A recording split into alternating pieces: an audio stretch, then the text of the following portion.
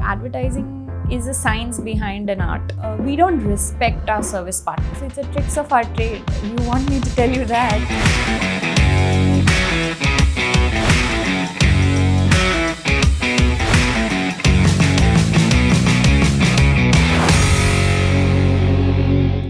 Hello guys and welcome to the yet another episode of the Entrepreneur Talks. Today we have with us the founder of Zerogravitycommunications, Mrs. Khushboo Solanki Sharma. So without further ado, let's dive right into it. Hello ma'am. Hi, how are you? I'm good. Welcome to the Entrepreneur Talks. Thank you. It's Thank you great for to have inviting you. me. What is the story behind the name Zero Gravity Communications? I still believe that advertising is a science behind an art. So, this is... What do you mean by this? So, if I say, oh, I'm an artist, I'm an MF Hussain, I make a great art, and I would say great, it has a multiple interpretation. Somebody will like it, somebody will not like it. It does not need to mean anything. It is individual, it's perceptive. But you cannot say that about a piece of ad. You cannot say about a piece of brand communication, because brand communication is a piece of art, but it is intended to solve a problem that brand is looking for. Either it's a mass reach, or it is sales, or it is reinforcing the brand, or creating a mind space in a consumer space. So there's a problem that a brand communication has to solve or address. So this is your advertising. There is an art in it, but there is a science behind it. So it's not random. Like I can throw a splash of a color and call it an art, and it would still mean many things to many, and it would not mean anything to anybody. So there's a very big distinction between art and advertising. Right. There is art in advertising, but scientifically put. So this is where we wanted to make it very fundamentally right as an agency, and so the name somehow rang the bell, and that's how Zero Gravity came. So like what you have learned from the sales part, what are the key learnings that you have learned from your sales journey and by doing sales? Sales, so one thing anyone has asked me ever on sales is there's a sort of a relentless approach in sales. So you need to not be complacent, not get too comfortable in your own skin. You have to keep hustling, you have to keep moving, and that's all the sales is about. Also sales, you face rejection a lot in that, because there is I have done the sales job. So there our sir used to say that you have to pitch like 100 people. You pitch 100 people and 3 of them will definitely say yes to them, but you have to face that 97 rejection in front of you. You have to listen those no's. So you become like कि ना क्यों बोल दिया मैंने, मुझे ये वाला ego वाला thing फिर नहीं आ जाता उसमें. More than that, very rightly said, you can't just say that अरे उसने, if you look at the same 97 rejections, that why did they say no? Like, recently, very interestingly, one of a client sent us termination notice saying that we will not be working with you anymore. And we kind of went back and understand what did we do anything wrong?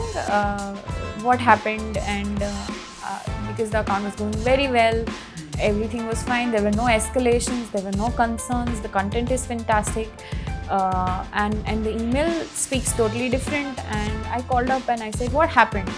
Just tell me, because we're asking for renewal, we're asking for raise, and you guys were okay with it last month, and suddenly this came up, and I said, I'm ready to come down and meet, and I just want to understand what happened. So he said, first the call started with them pushing us against the wall, saying that ye concern tha, and then I addressed each one. I said, ye to koi concern nahi hai, you should have called me up, ye to koi baat nahi hai. And then eventually said, what, our management said we need to go with a national agency. So okay, I said, okay, this I can solve. So rejection teaches you that beyond a point, there is the perception that we face, issues that we face. There are many times you don't do anything wrong, still you're not there, because there are many factors that affect your business. So in India, there is generally a problem with services company is that we don't respect our service partners. Right. Do you respect your RO cleaner? No. Like, do you respect your maintenance worker? No, we don't. We always look down upon them. The same is, the scenarios have changed, but it's the same for brand and agency. वो vendor है, वो agency है. आप बोलो हम जो, so वो बहुत ज़्यादा prevalent है, and that's where we have learned it, that work with clients where there's a mutual respect. We work in Gujarat predominantly, and here many a times we have faced that, the guy will talk nicely with me, but when my manager is talking, or servicing manager is talking to them, he uses a very wrong language, like a servant they treat, and we've upfront got up and said that we don't want to work with you. So you have taken a bold step and you wanted to solve your own set of problems. But there are a lot of women who want to start their entrepreneurial journey, but they somehow, don't start because of, in India, because of cultural issues and cultural problems, because stereotypes and all that we have. But things are changing slowly, gradually also.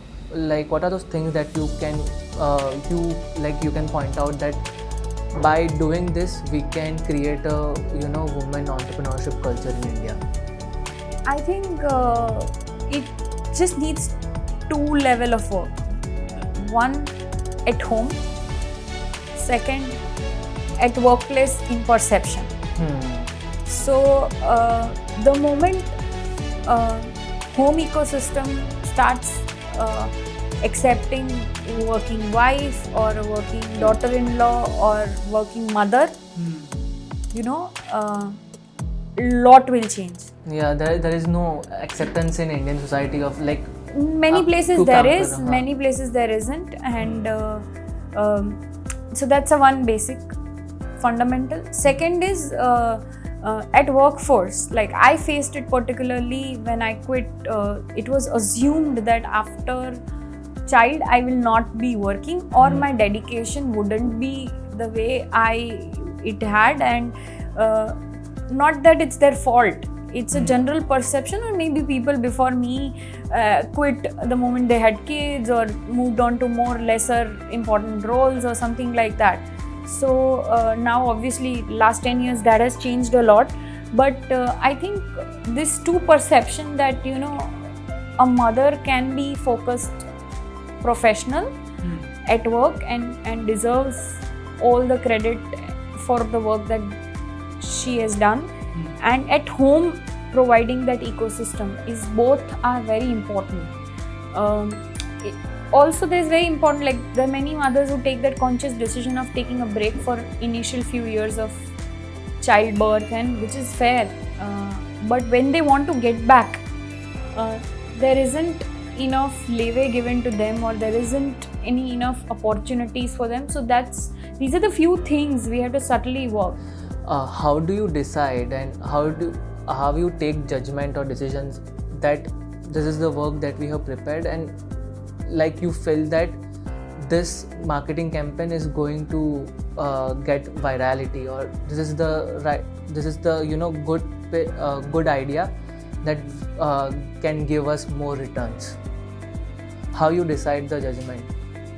So there isn't like a rule for it, but there are certain aspects in terms of it's a tricks of our trade. You want me to tell you that? So basically, what's the problem? You ask bigger question. What's the problem that brand is trying to solve?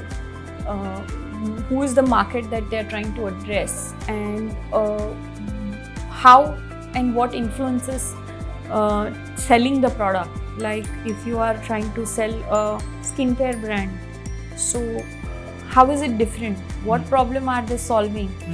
And what is it at the consumer end that excites them to try the new products or to look for a problem ka solution? So you have to match both, and if your campaign, if your advertising is solving that problem, that's where you roll it out, you get the feedback in the market, and then you kind of evolve in the communication.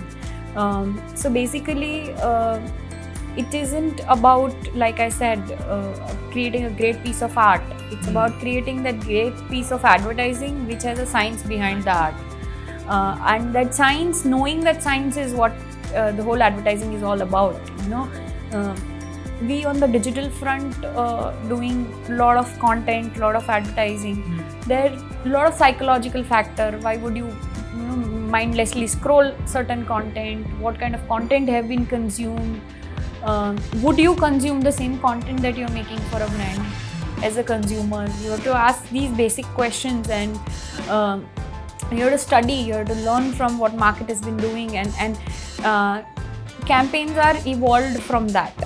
Right. Last question of this podcast. What is the one advice you want to give to a budding entrepreneur, and what is the one advice they should ignore? Don't listen to my advice. This is the advice. Whatever I give you, ignore. And what should you do?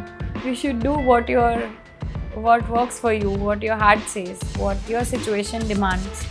The one thing I never listen from any entrepreneur is exactly what I'm saying right now, because what works for me will never work for you. How I did, you will never be able to replicate that. You just have to take the traits, you have to take the basics, you have to take the strength, you have to learn from the weaknesses, you have to learn from the mistakes, but find your own journey and do find it. Like, don't sit, just go and find.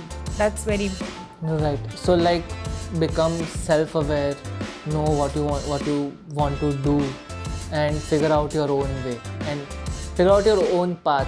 I think that today's generation is way more evolved in a way. I was talking to somebody and I realized that maybe when I took my graduation admission, I wasn't very aware of what engineering is all about and why one should do engineering. Compared to today, I have 10th and 12th pass outs who come for internship asking for 3 months of internships, and when I ask them why, and they're like, we want to see how agency is to know that whether we want to go in this discipline or not, and that's a very good self-awareness. So today's generation is definitely way more self-aware than us.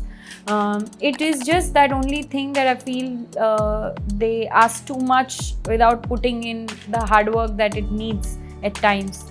And that's where I think, work hard for it. There is no substitute for that. Yeah. So thank you so much, ma'am, for doing this. If you have enjoyed this episode, please do drop a like, share it with your friends. So someone who want to start his or her own advertising agency, this episode might help her or him.